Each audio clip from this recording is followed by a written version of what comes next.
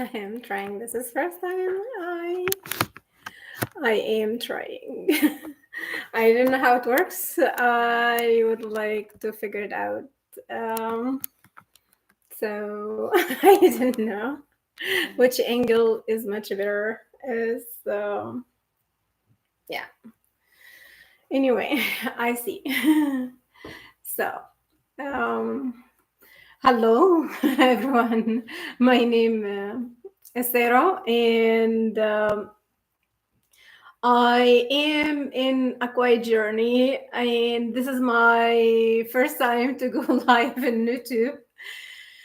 Uh, I have I have been in utilizing social media for a long time, but as a beginner, I didn't know the how to fully apply it. So I am a self-learner as usual, and I'm trying to figure it out as I go. So I utilized like Facebook and other platforms just to comment, send views. I did my first blog 2016 when I experienced a body breakdown in 2016, and I have to stay home, so I have to do something. So I started to, but it was a productive way to be healed.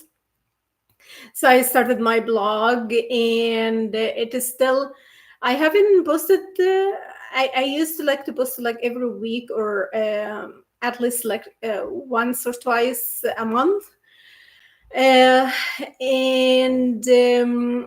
I wanted that my healing journey to be documented, uh, to be real in a world that don't know the work that goes behind everyone is understand the value of life and knows that whenever we go or whenever we grow, there is a lesson to learn. There are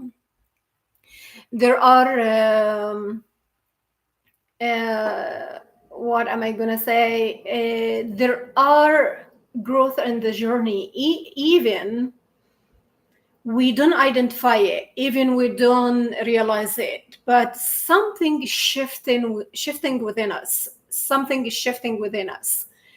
I started to go live on Facebook. I think in the first week of June, I had another. I have another like phase to encounter in my healing journey, in my growth journey, in my learning journey, and I remember one day I committed to myself. I say, if you stand for something or you fall for anything. So, and this is the shift between like 2016 and now. So 9 years. I started to educate myself more of what I love to do and not to fall into like fall for everything. It's like the nurturing of the soul. I started to search for it. I started to learn about it. I started to learn about myself, and of course you have to face life in between. um, so my passion is science, and I love discovery. I love the process of a change. I love the process of no stagnation.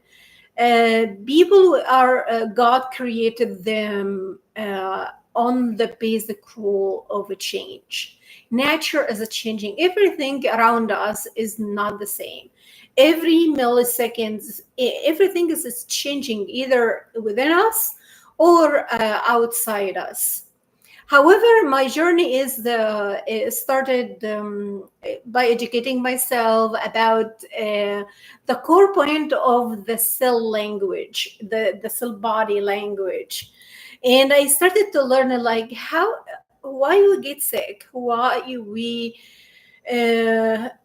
why why things happen like that, why women, especially women and girls, are the most ignored population from early childhood to care about their bodies and how their body is interacting with environment, and over the long run bearing all the phases and stages of change, and conditions come to into life that we don't know, we didn't we were not taught about it or trained or educated about it. So I started my journey like this, and instead of writing, I only get like few views about my blog and few social media. But however, the impact of it is showing me that my journey is my own journey, is not anyone else. Where I am, it's my own place, not anyone else. What I am trying to figure out is my responsibility, not anyone else.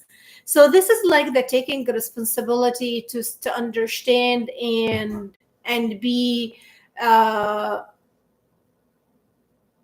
of like bringing awareness why females, specifically the 20% of the world that they are subject to vulnerable or early severely traumatized through experiences or negative experiences through their life, but they didn't have like the full positive support that hold them hold them from early age and to become the person they are supposed to be. But some have to battle these battles, and many as I said, I witnessed many taking their life and ending their life, and that brought to me like a shock at the first, and I was angry and I was filled with resentment, and I say this shouldn't happen, this shouldn't happen. And the question is still, but year after year, going back to school, I am in the middle of my doctoral degree right now. My focus is chronic illness and psychiatric conditions, but from a preventive stage. And that is how I want to connect with individuals, with but I don't want to be a witness anymore, because even to be a witness of suffering and struggle, it brings another second hand trauma. So you want to be part of the solution. You don't want to continue witnessing and experiencing suffering and stand still and not doing anything. I'm staying home. I don't have a job yet. I don't know what to do next. I don't know what the future is holding, but this is what I choose to stand for: continuing my research, my understanding of the cell language, and why especially females are very exposed to lot of toxic emotional trauma. We have the unhealthy interpersonal relationships and trauma bleeding, and I talked about this a lot, and this what predispose them to the subjective vulnerability to be a target, to be the victim. And we all know the pre and the victimhood mentality, where it is sprout, because there is no other way out unless you're going to start the autonomic nervous system and the response, why people do what they do, they think how they think, and they behave the way they behave, especially when we are in a complete diverse world right now. We are so complex with motive intentions. I ask you to say who is the beneficiary, what is the intention of the behavior, what is your intention, motives, interest. So there are other dynamics that shifting the people behavior, not only what has been known before. The history is repeating itself in conflict and wars, and these are like the, the long run price for human unsettlement within themselves first and within each other. And then we see all this suffering. But what happened if we are not in a conflict zone, but we are not in a war zone, we are not in a third world country, we are not in a famine or drought or anything, but we are giving the all potentials, all capacities, all resources, but still there is conflict over it. Still the intergenerational trauma haven't been resolved. And that is what control the dynamic between a person you don't know, or you haven't known them before, and you see this age between each other. That is the intergenerational trauma, the toxic emotional load, the unhealthy interpersonal relationships, and the trauma bleeding. We see it anywhere. I said in neighborhoods, in schools, in academia, in communities, in everywhere you go. I mentioned in churches, mosques, synagogue. So all this, the trauma bleeding, that we walk with packages, and these packages are loading a lot of unwanted toxic load, not only on our perception, but in our understanding of the world and ourselves. So I started first at Facebook. It was talking about what is the list that the perpetrator or the person who have joy in other suffering, have joy in other suffering, or have joy in causing harm into others. I started with a list like that, and I said, what happened inside each one of these, the victim and the perpetrator, on the path of physiological response and from neurobiology. And my focus is the central nervous system.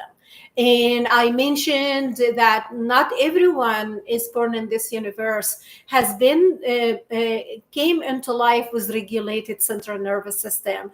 We have taken unwanted or undesirable, unsigned for traumatic load from 4 generation back and more. Some say from 14 generations, and whatever the parents are experiencing from stressors loaded, it is passing into the fetus through the placenta, and the person in their even from the first trimester. Here we see from the shaping of the neural tube, stress has impact on cell differentiation and how the person's central nervous system is gonna respond. Some come to the world with hypersensitivity already. They are already hypersensitive with all their toxic load passing from the and the sperm and on the mom, and then into the child. So we are not walking with fully aware of who we are and understanding of the world from the perspective of behavioral neuroscience or the neurobiology of trauma.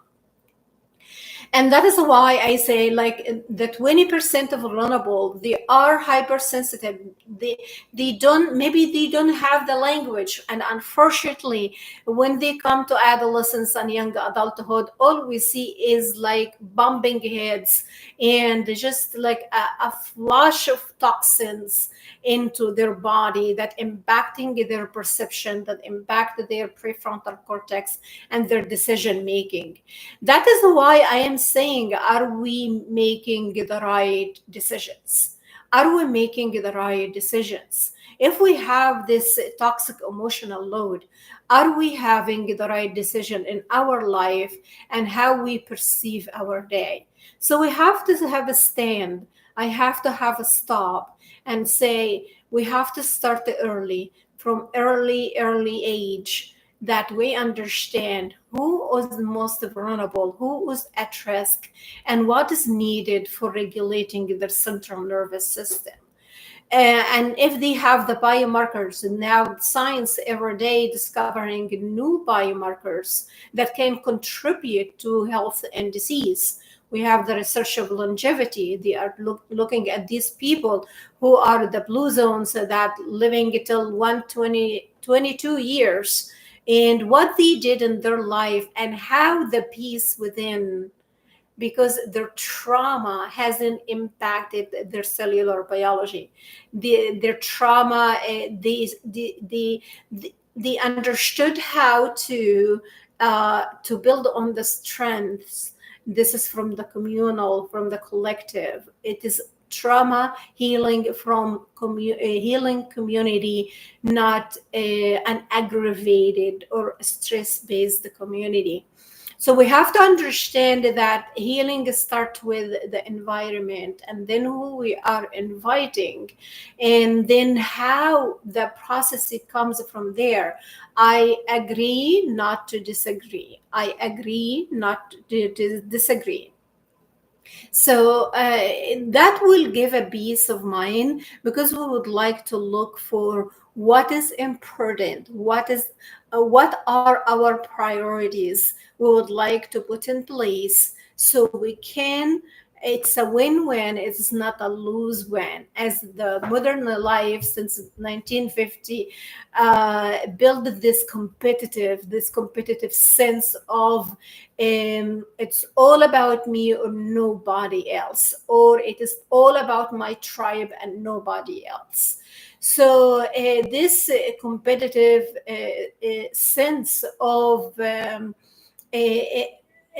like inviting more unwanted energies and unwanted load into the pathophysiology or the neurobiology of the person, who may be susceptible for a gene environment interaction or phenotype, in the perfect storm in place, and specific diseases started to show up. Especially I mentioned before, stress is number one before stroke, cardiovascular,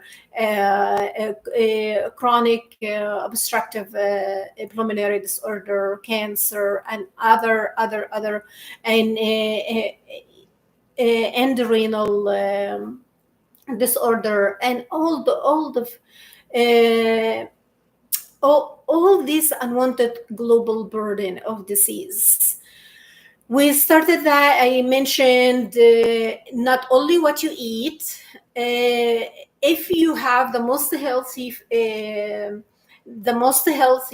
diet in the world, and your stress response is in the oxidative state and chronic stress, and your absorption would not be 100%. You're going to be nutrient deficient. You're going to be fatigued, brain fog, exhausted, irritable, hypervigilant, all the negative things, because we have the what we call them, the zombies, or the oxidative species is already taking place. The excitotoxicity like cortisol, adrenaline, glutamate, histamine, all of this, there is a depletion, there is overload, oversensitivity on the cellular level. When we say not only on the environmental from peripheral nervous system, it is on the cell memory right now. It impairs the cell communication, therefore it impairs the right message, the understanding, the right perception. So the person can, we say, perceived reality, perceived stress, and perceived threats. So the person can react from the sympathetic response, and they can expose themselves to harm and others. And we don't understand that only this rooted in their toxic emotional load, their unhealthy interpersonal relationships, and the trauma bleeding that we see, the hurt, the harm, the sharp conversation, the press on conflict. It's not a harmony, it's not, but this person is like agitating, or, like you take it into all what has happened decades, years, months, into individuals that they didn't know you, they didn't harm you, or they didn't even understand why you're acting like this. So in current ages, or in current times, we would like to bring awareness. We bring awareness to who we are, what we want, and how we are going to walk our life and start our day in a more responsible, more responsive, and more understanding what is going on internally, so I can connect with the self, and then I can connect with others. You mentioned before, you are fearfully and wonderfully made, so don't waste that. God has created a lots of capacities in your biosystems, and we are wasting it by interactions and lack of understanding.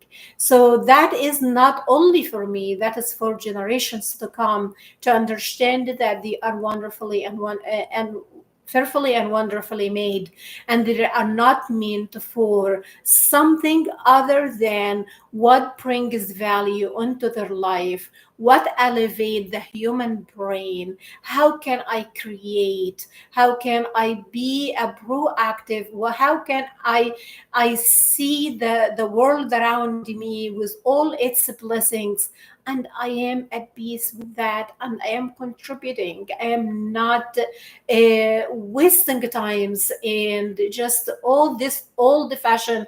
It is cross culturally, uh, whatever like conflict in other area, whenever you move, it comes with you. So it's not alive.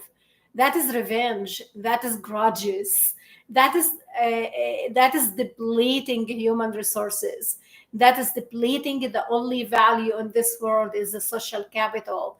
So we understand now that uh, uh, all this is unwanted load on the cellular level, and it change the programming, the cell language, the organ function, and contribute to health and disease. Today I am going to um,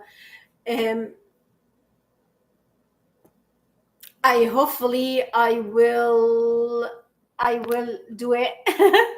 So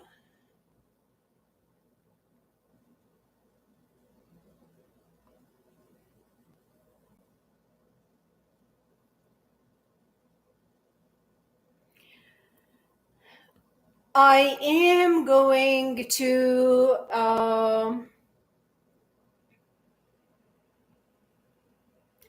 I am going to talk about today is it's a long search of literature, and how I stated the neural networks when under stress, how it is impacted with our interaction. I mentioned the DNA demethylation in the neurological disorders, and I promised to talk about epigenetics in correlation with asthma and allergies, because this can change the people behavior, and it can contribute in a large scale on a larger scale for human quality of life. So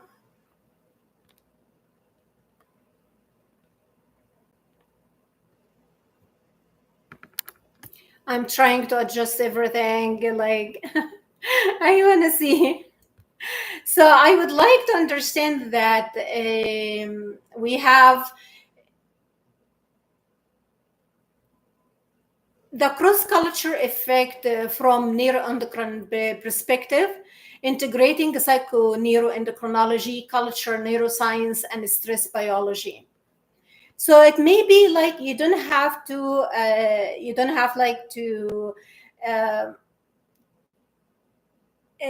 to stress on every word I'm gonna say, but if you would like to go back to this video later on, you can and see what words you would like to investigate more. So we have the cross-culture effects from a neuroendocrine perspective.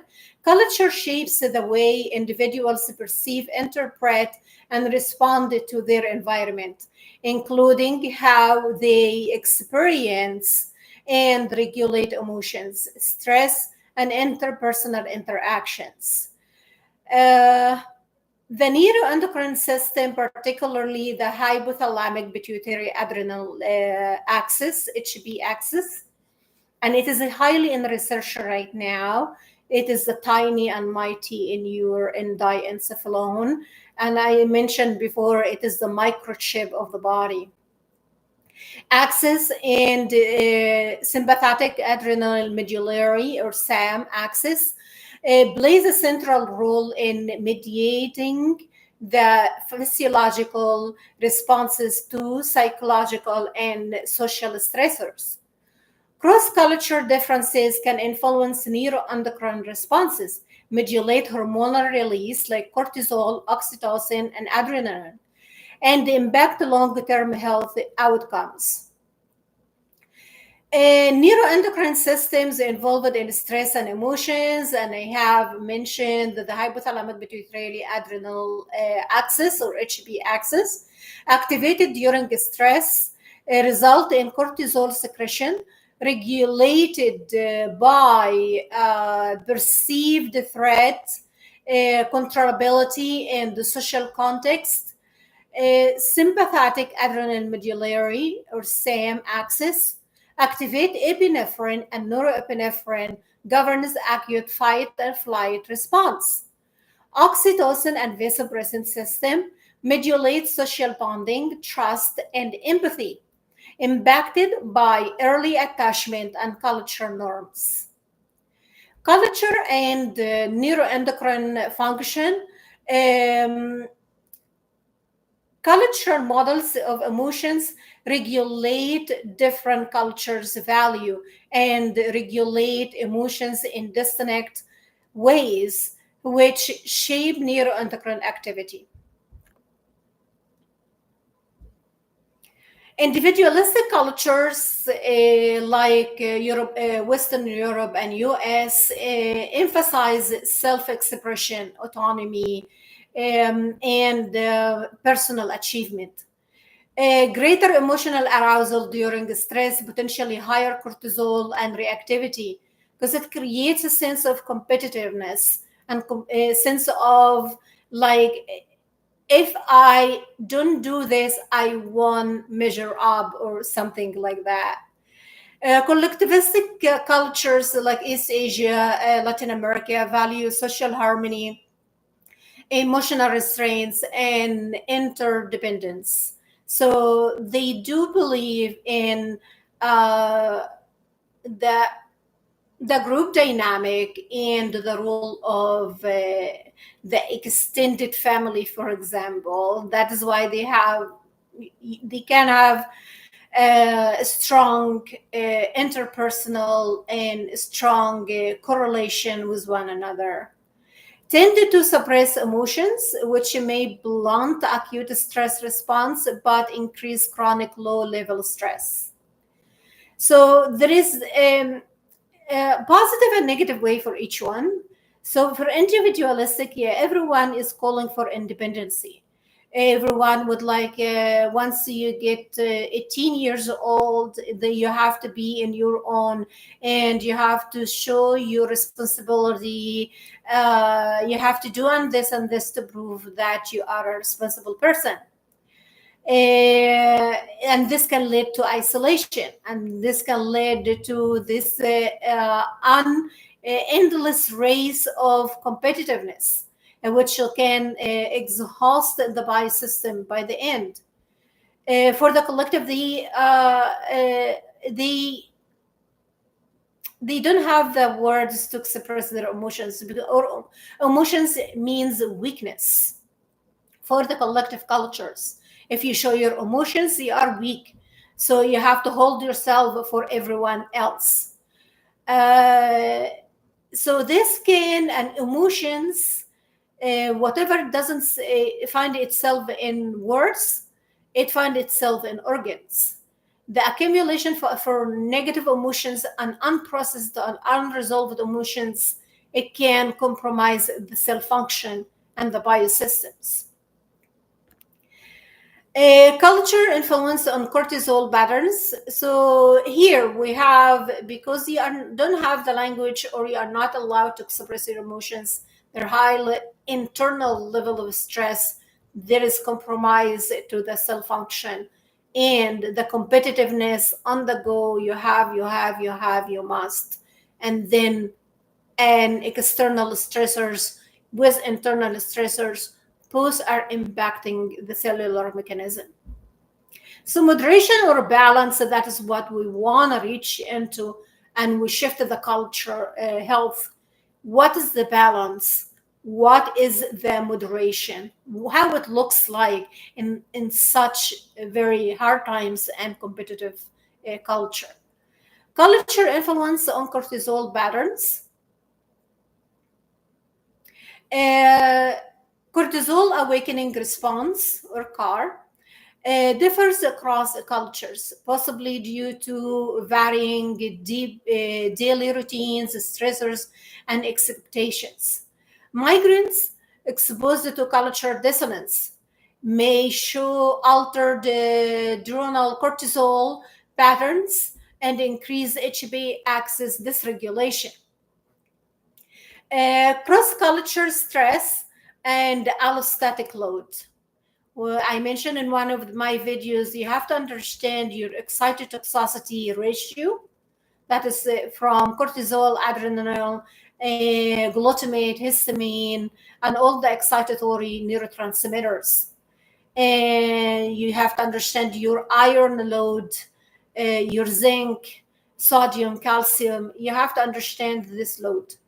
And then allostatic load refers to the cumulative physiological burden of chronic stress.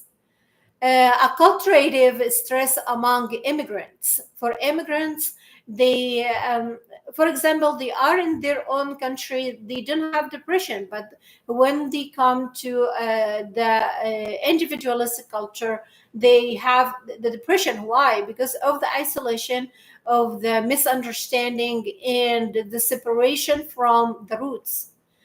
Allostatic, so this and takes time. Some find the harmony in finding similar groups. Some still they are trapped in their old ways. It becomes like from the beholder of the experience.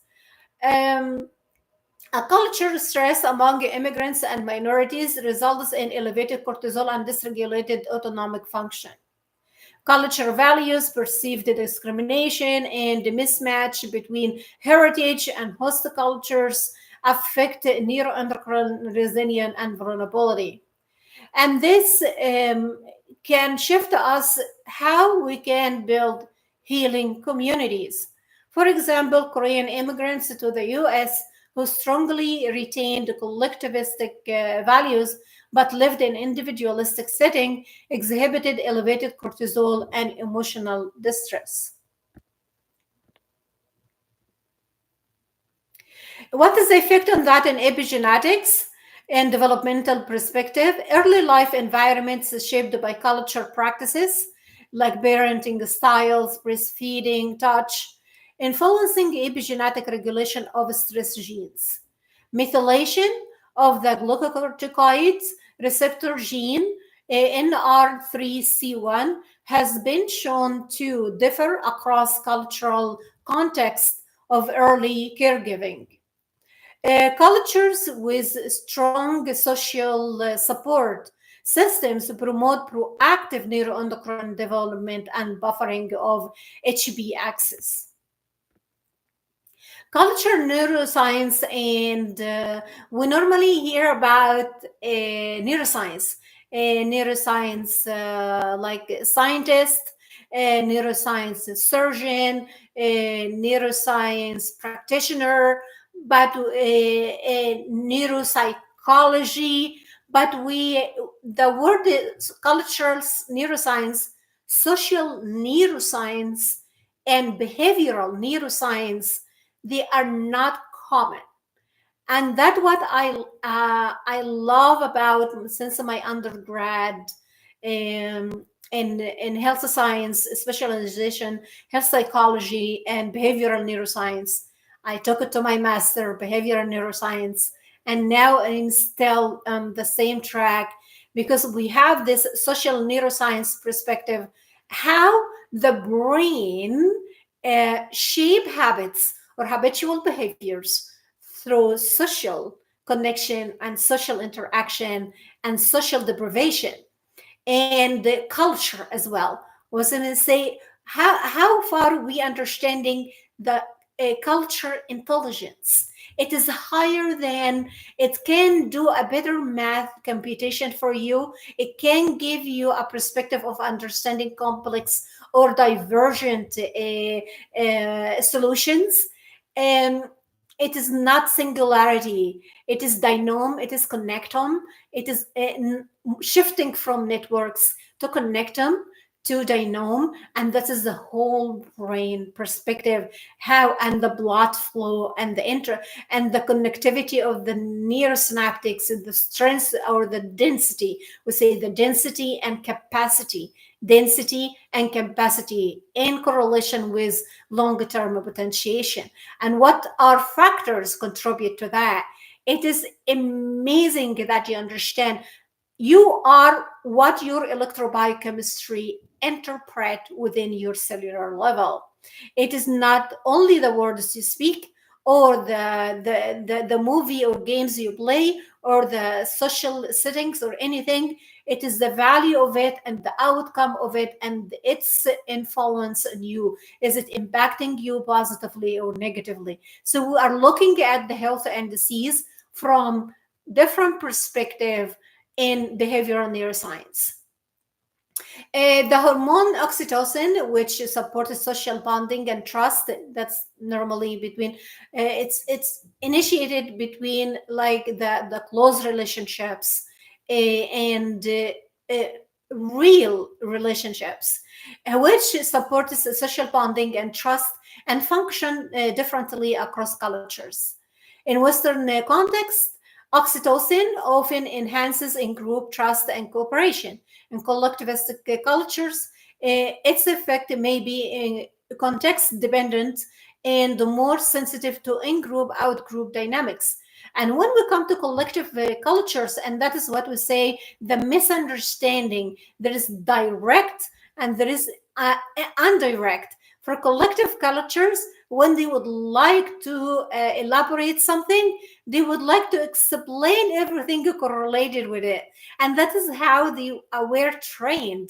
You are acting from the level you are trained, not from the knowing or not from understanding. Training, it's training based.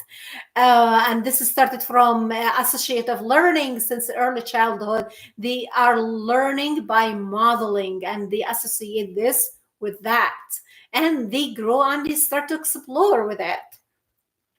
In collective cultures, its effect may be context dependent. So you are going to see, that's what we're saying. When you say diverse, it's complex, it's not clear, it is not one size fits all. One family can bring to you an enrichment of experiences, can benefit a whole community, a whole nation, because of their complex integration of many things, that it is not from individualistic have been like how this can go with that, but this is how they navigate through tribe and groups. Uh, Cultural values shape not only oxytocin sensitivity, but also the expression of oxytocin receptor OXTR genes, which are epigenetically modified by environment. So when we understand the cross culture neuroendocrinology and the culture neuroscience, we understand that there are sort of the connection or the relationship or association between epigenetics, the gene environment interaction. So we are not isolated, we are not separated. Implications for health and intervention, culture tailoring for stress reduction programs. We have it already in our mindfulness, CBT, cognitive behavioral therapy, and yoga should consider neuroendocrine differences. Cross-culture health disparities may be rooted in neuroendocrine dysregulation due to chronic stress, marginalization, and cultural mismatch. Lately I was told I am culture mismatch. So I understood where I am standing, why things happened. Oh, I am culture mismatch. Oh, okay. Thank you. So good to know. Interventions that integrate culture, identity, and the social support are more effective at regulating HB access, reactivity, and improving well-being. What we can take about it, culture deeply influences neuroendocrine system by shaping how individuals perceive and respond to their environments. Differences in emotional expressions, stress coping, caregiving, social structure lead to measurable variations in cortisol rhythms, oxytocin activity, and autonomic regulation. Understanding these cross-cultural neuroendocrine patterns is crucial for designing culturally sensitive health interventions addressing global mental and physical health disparities.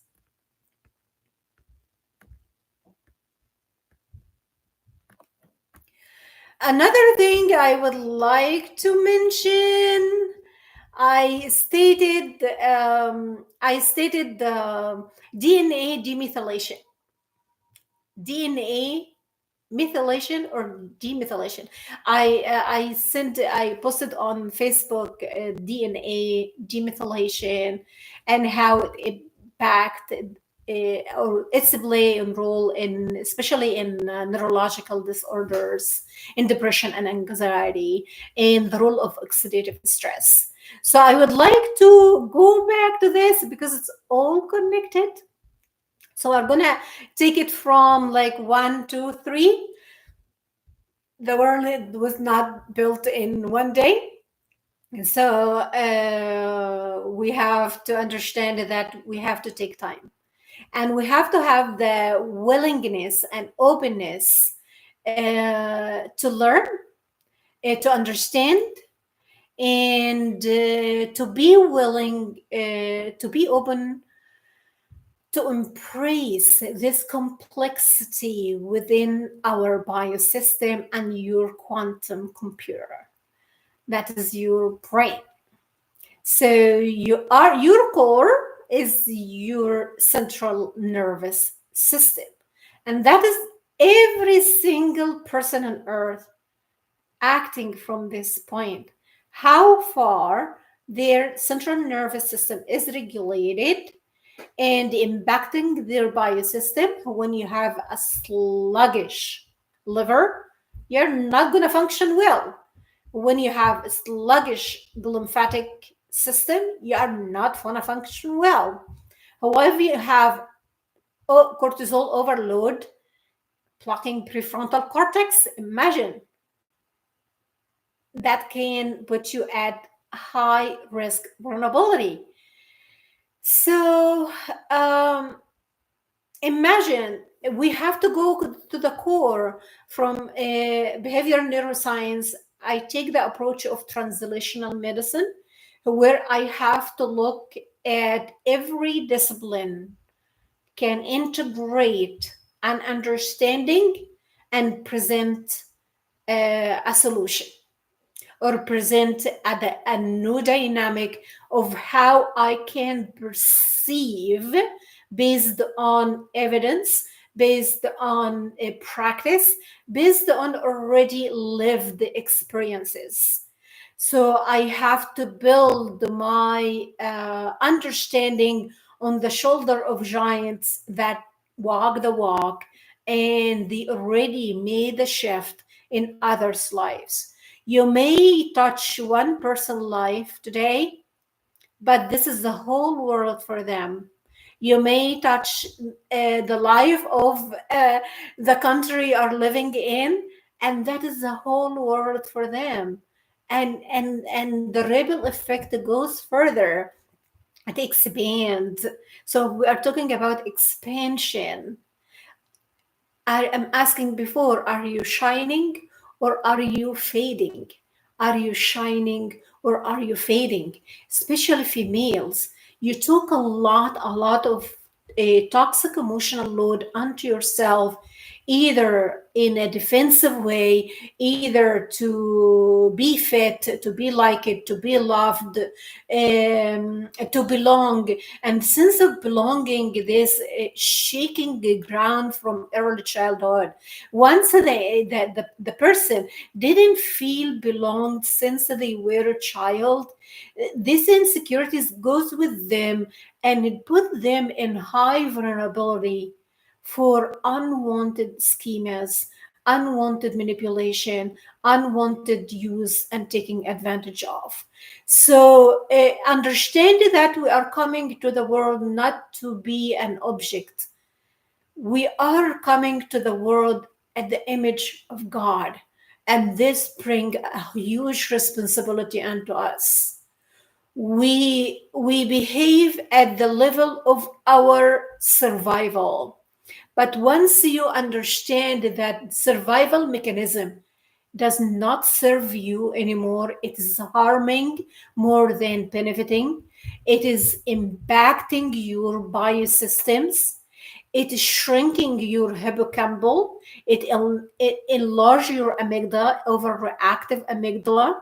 It increase cortisol and adrenaline, high stress, chronic stress, oxidative stress.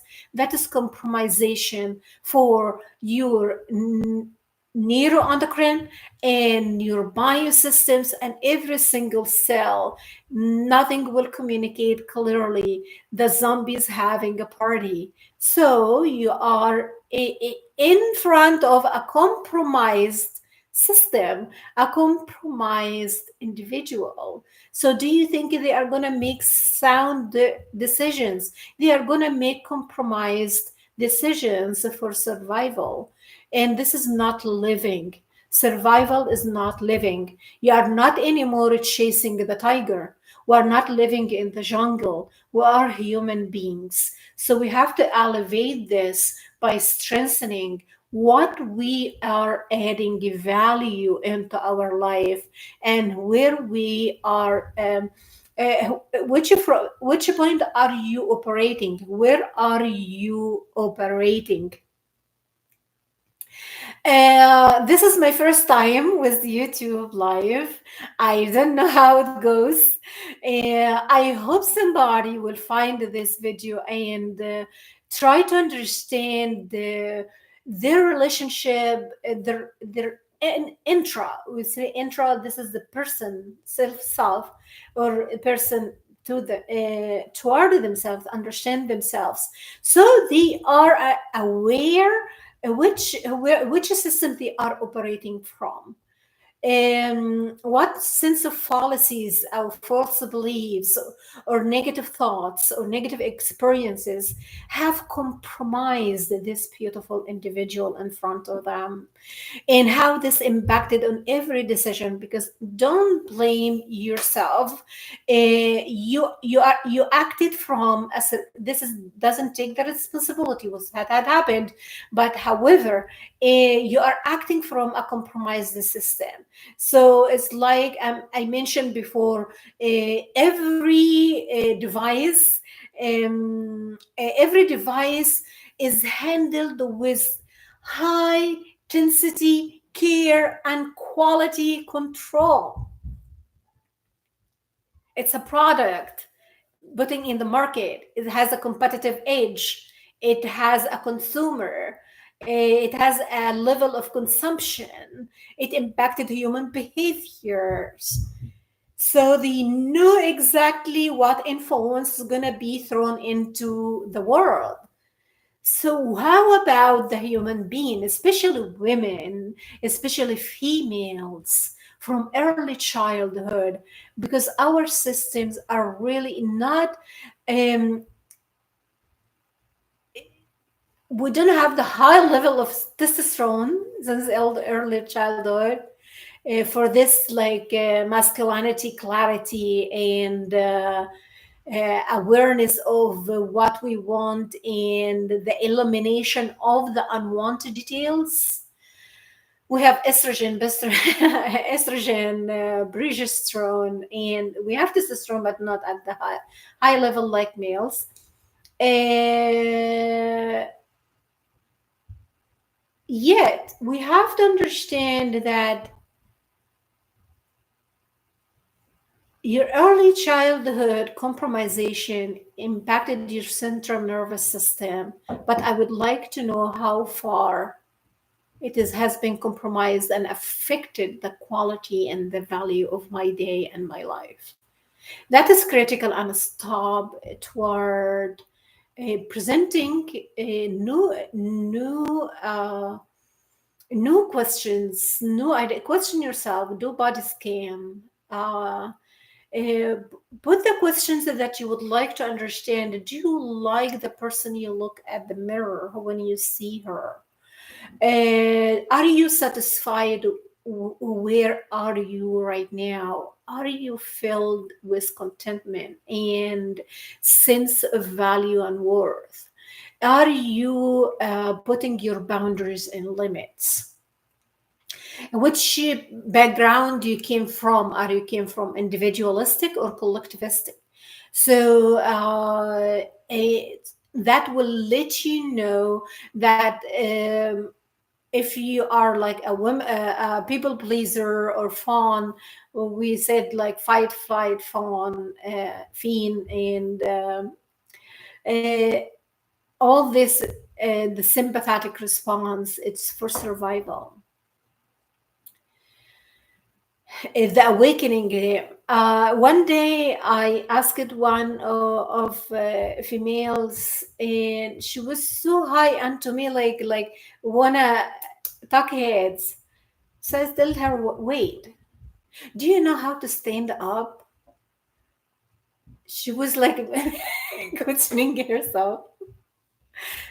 Do you know how to stand up? She is standing on her feet. But I mean how she carry herself. Do you understand how you carry yourself? So you are going to more tuned in your worth and value, and you're going to eliminate this tumbling attitude that you are poking. It is said like normal, huh?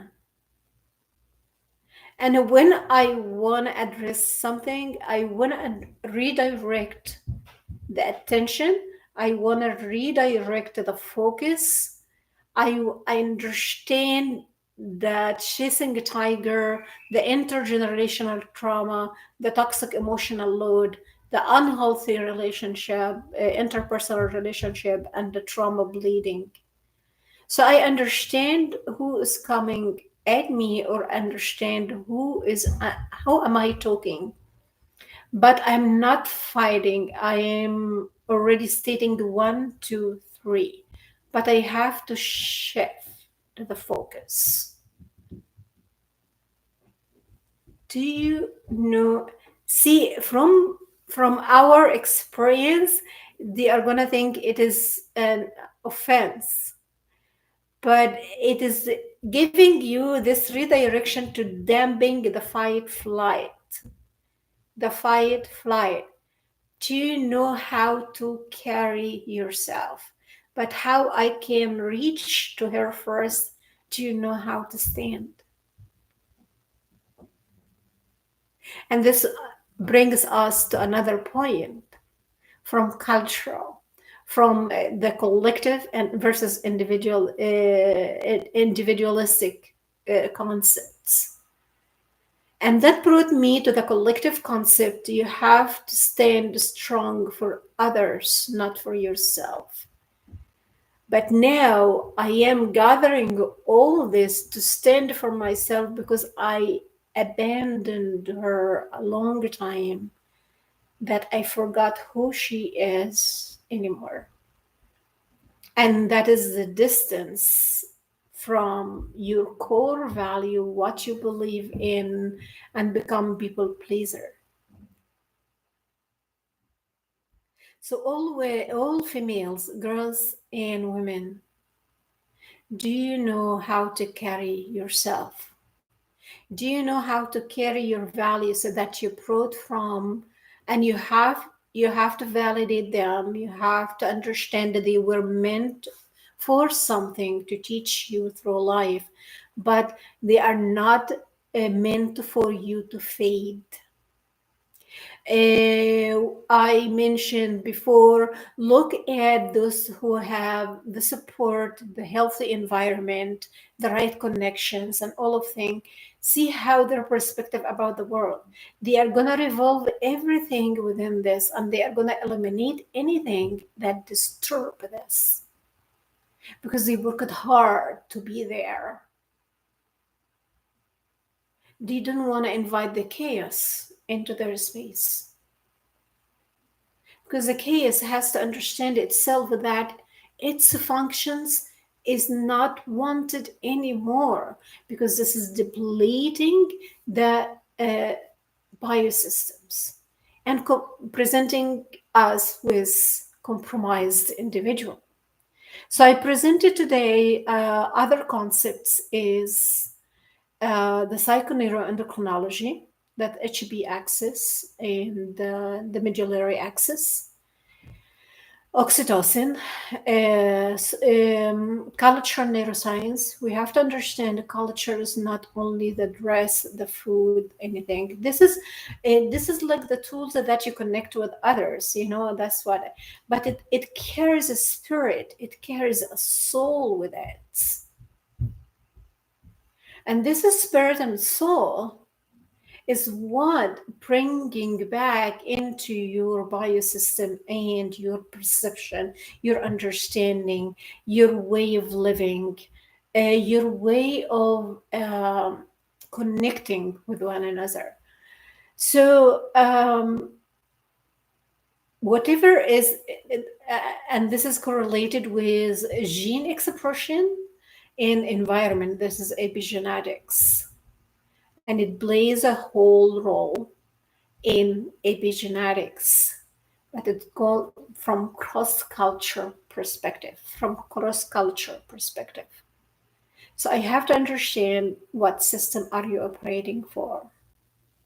But every time I peel a layer, I peel a layer of the onion, and we all need it.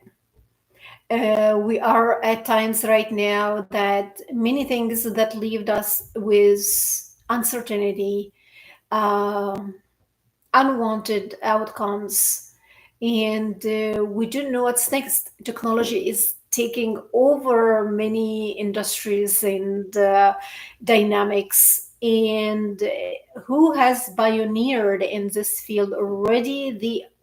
They are in control. They are in control. Who didn't figure it out? This who trusted in the old ways, and the phoning or the people pleaser, that they found themselves that they are left behind. They they don't function in such dynamic of fast paced and already controlled by data and digital platforms. So wherever you are, don't be don't look at the outbox and outside the window shop. Look at yourself. What system are you operating from? And then I would like to go to the next. I think I had a video on Facebook. I hope I can bring it here, um, about DNA demethylation. But here I'm talking about DNA methylation, mechanism, function, and what does it do for our life? DNA methylation is a key epigenetic mechanisms um, that plays a vital role in regulating gene expression, maintaining genome stability, and influencing cellular differentiation, which is highly till adolescence, high cellular differentiation, highly dense. That's why we say when intervention happen, bring it in early childhood, adolescent, and young adult. Later on, other things takes place. It involves the addition of a methyl group CH3 to the 5 carbon of cytosine residues, predominantly within CBG. This uh, dinucleotides. This chemical modification can silence or activate gene. We say genes turn off and, and on without altering the DNA sequencing, and is dynamically responsive to developmental cues and environmental exposure. That's when we say phenotype, the gene environment interaction. Mechanisms of DNA methylation, it's enzymatic process. DNA methylation DNA methylation is catalyzed by a family of DNA methyltransferase or DNMTs. DNMT1 maintains existing methylation patterns during DNA replication. DNMT3A and DNMT3B establish new methylation marks de novo methylation during developmental stages. Chemical reaction, methyl group from S-adeno thiamine or SAM is transferred to cytosine to form 5-methyl cytosine or 5-MC.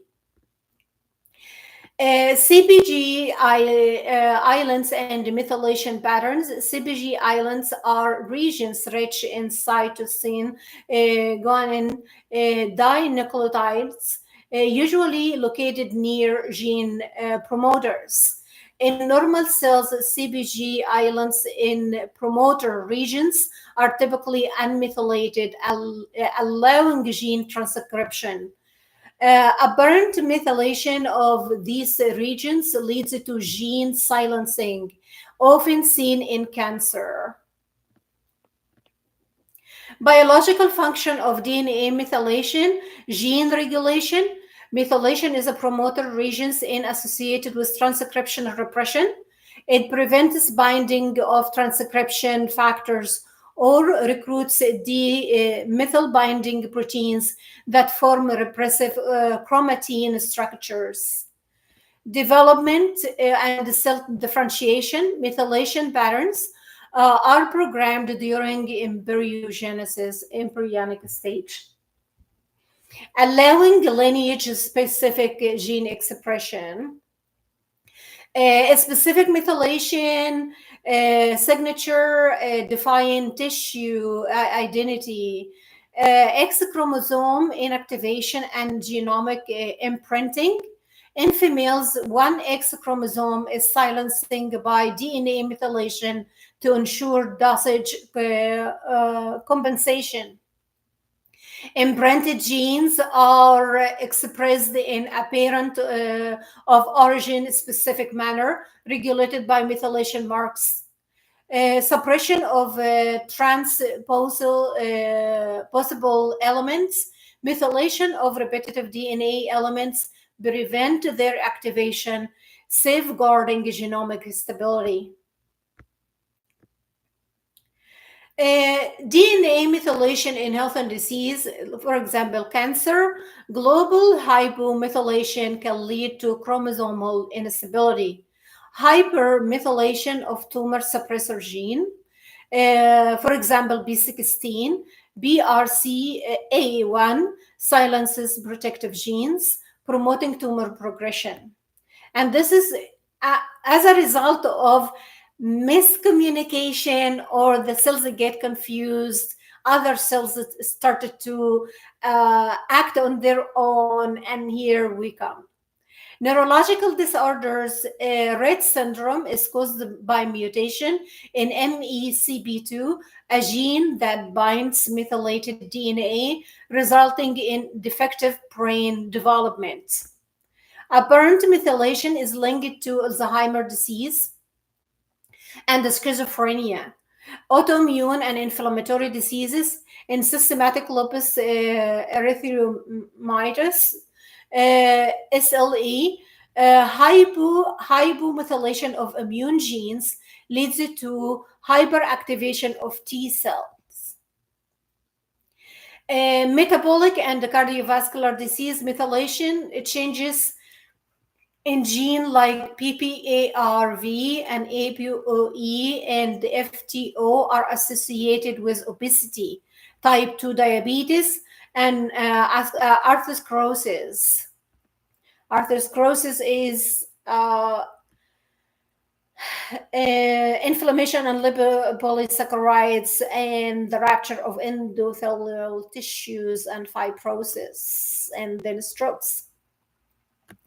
Environmental and lifestyle influences. DNA methylation is plastic and sensitive to external factors. For example, nutrition, folate, B12, choline, and methionine are methyl donors that influence the same levels. In the medullary axis, stress, early life trauma alters methylation of the glucocorticoid receptors NR3C1, affecting HbA axis regulation. Pollutants, smoking, and air pollution induce methylation alterations in lung and immune-related genes. Physical activity and sleep also modulate methylation patterns, impacting health and outcomes. The biomarkers of DNA methylation profile can serve as an early diagnostic marker for cancers. For example, SABT9 in colon cancer. Circulating methylated DNA in blood is used for liquid biopsies. Demethylating agents such as 5 as a cytidine and cytabine are FDA approved for treating myelodysplastic syndrome. Epigenetic editing tools like CRISPR, but there are ethical and there is no global or international regulation for gene editing because there's are if it doesn't will allow to mutation of specific genes, can it put a person in a higher risk of developing other diseases? So there is a lot of ethical consideration when we call gene editing or epigenetic editing. That's why most of the research now is bearing heavily on lifestyle medicine changes. It is incremental, it is a slow progress. However, it doesn't put the person of unknown outcome, and it can alter the life more than ever. So there are lots of legal, regulatory, and ethical consideration when it comes. We say we have the technology, but uh, who's using it? It put them at a high ethical responsibility. What can it do to the gene mutation and other vulnerability for other disorders? It is not fully there yet. um, we have another genetic editing, DCAC9 and TET1 are in development to target a specific methylation sites. Because when we say, I mentioned, it is at the core of your central nervous system. You're doing your DNA transcription. It is in the conductivity and the induction of the electropiochemistry signaling among cells, neurons, and the whole body. So it is you are wired, yes, you are wired, but how you are wired, it can tell a lot about you. DNA methylation is a foundational epigenetic mechanism that governs gene expression, development, and disease susceptibility. It integrates both genetic programming, and we understand now, like epigenetic, it is the epic of research right now, and genetic reprogramming and environmental input as highly emphasis on innovative research currently. And I think this is the future that we are heading into research field. We are aligning the gene expression with the environmental input, with 45% of life medicine intervention, when with gene modulation and neuromodulation and all of that, it can lead to somewhere to a better value and the quality of life of human beings in health and disease, and prevent diseases from early age, not late, when we are faced with very added stress, added burden, and added responsibility for uh, who is equipped in the field to deal with myriad of complex analytical analysis of a disease right now. It's not only one organ, it is correlated on the molecular and cellular level. Ongoing advances in methylation profiling and editing technologies are expanding its role in the diagnostic and therapeutic approaches. Uh, so I came here to the point that I am adding a little piece with the mystery of the human condition and what we need to understand and bring it to our awareness, that you are not only your thoughts, you are not only what had happened to you. It is the outcome of it, and in my awareness, how am I, what do I want, what do I want in my life, and is it serving me this way? I hope that you can take something out of our chat today. This is my first YouTube live. I'm gonna write this date. I hope I can do it all again, and I don't know how it goes. I don't know, but however, you are fearfully and wonderfully made. I do appreciate every single second that I learned something new today, how to put data and how to process it. And here I am. Maybe next time is going to be much better than this. So I didn't know. However, we are peeling the onion that is human condition, that is what systems I'm operating from. You're not only merely the window shop that everybody is seeing.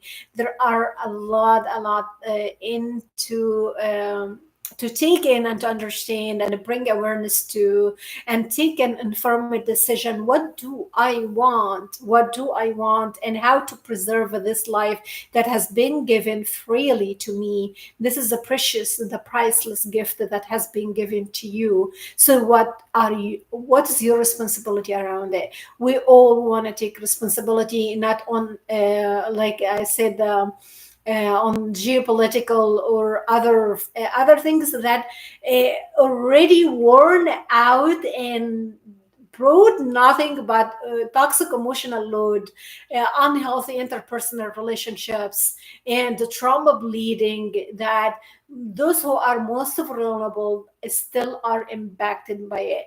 But how can we bring the awareness into their life and into their day, that they understand how to strengthen their nervous system? Because if I'm not putting this a priority, I'm going to be compromised. I will the person will not be the same every 5-10 years. So I would like to grow from what has been done.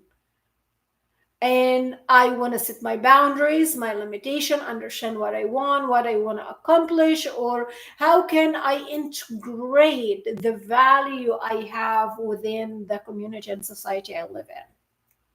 It is a shifting of the perception and the understanding of what do you want, what you stand for, what you stand for. Do you know how to stand? And I'm saying, and standing into that, do you know how to carry yourself and believe that you're fearfully and wonderfully made no matter what? By the end, we are in his image, we are his creation, we are the ones that bringing a spark of hope into the life of others, to understand how to carry themselves, especially females, those who are subjective to being misunderstood too much, wanted to be like it, loved, belong, to be fat, to culture fat, and or group fat. They want belonging, but unfortunately, what cannot you give to yourself, and you understand within you that you are worthy, that you are value to contribute to, and no one else will give it to you. Yes, I hope that you understand this, and you come to a point that how you carry yourself. No matter what, we're gonna face things, but these things, if we bring awareness to them, it's gonna shift our perspective, and we would like a strong central nervous system within us, because this is working on molecular and cellular level, with all the load has been already in place.